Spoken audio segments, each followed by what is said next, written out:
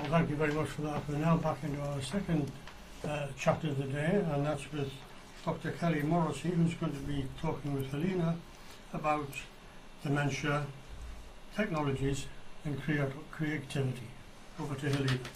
Yes, thank you, Kylie, for coming in today. And we're very excited that we've got so many students, professors here from Open Lab. It's really thrilling for all of us, so I hope that the listeners already are also as excited as we are.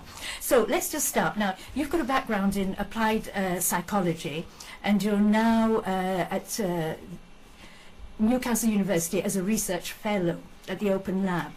So what I'd like to start with is just an outline of the projects that you're engaged in at Open Lab, and can you introduce your team? Yes, of course. Thanks, Helena. So most of my projects at Open Lab in Newcastle University focus on the design of, I suppose, social technology for quality of life for people with dementia. Two of the biggest research projects I'm engaged in at the moment. One is about exploring the design of tailored virtual reality experiences for people with dementia and their carers. And I also work with PhD students on engaging younger people in intergenerational exchanges with people living with dementia. So I supervise 3 PhD students working in this, and they're my little dementia team. Daniel Welsh, James Hodge and Natalie Burbeck have all carried out work in this area. All right, so welcome guys, I hope you're all listening into this interview. Now, can I start with dementia technology? Because that's very much in the news today. So people living with dementia, they're commonly termed as vulnerable, and they face challenging life situations. Now, pharmaceutical treatment for dementia, it may not always be effective or readily available. So how can technology benefit both dementia sufferers and caregivers? There are many different ways that technology can help people living with and caring for dementia at all stages. We typically, I suppose, separate them into different categories. So assistive technologies are technologies that keep people safe. They might be things like pendant alarms, safe walking technologies, canes, etc. But again, the work that we carry out, the technologies that we work with, tend to be a bit more social, focus a little bit more on experience. These can be apps that connect people with a larger social circle, that help people to reminisce.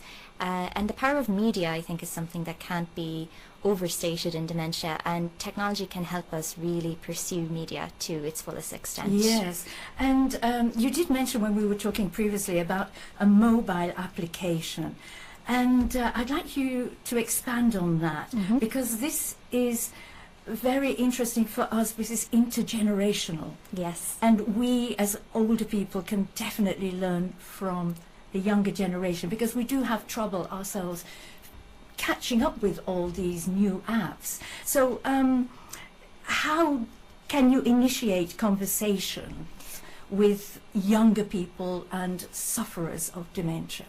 So we're working on a project that tries to do this exactly. The project is called Ticket to Talk, and it's the PhD research of one of my students, Daniel. So Ticket to Talk was trialled with young carers of people with dementia who said, well, really, the dementia isn't the issue, it's the fact that there's such a generational gap. That's causing the sort of issues with conversation that we have.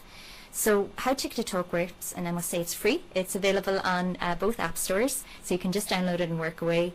It prompts people to input media that is based on the person with dementia's life. So for instance, it would say, you know, Kelly was born in 1945. Please find a picture of London in 1960, which is when she would have lived there. So it would be these sort of personalized prompts that prompt you to find media that makes sense in the context of that person's life. It then prompts you to put it into a playlist, and you trial out a conversation like this. You can take out bits of media that don't work so well, and you can make notes on things that do work well then. And how did you actually trial this app? Who did you ask to use this app? So for us, it was really important that this technology, again, just made sense in the context of people's lives. So we trialed it with 2 families where there were people living with dementia and then younger family members. So multi-generations, grandchildren, children and older people with dementia. We introduced them to the app, then we asked them to live with it for a period of weeks.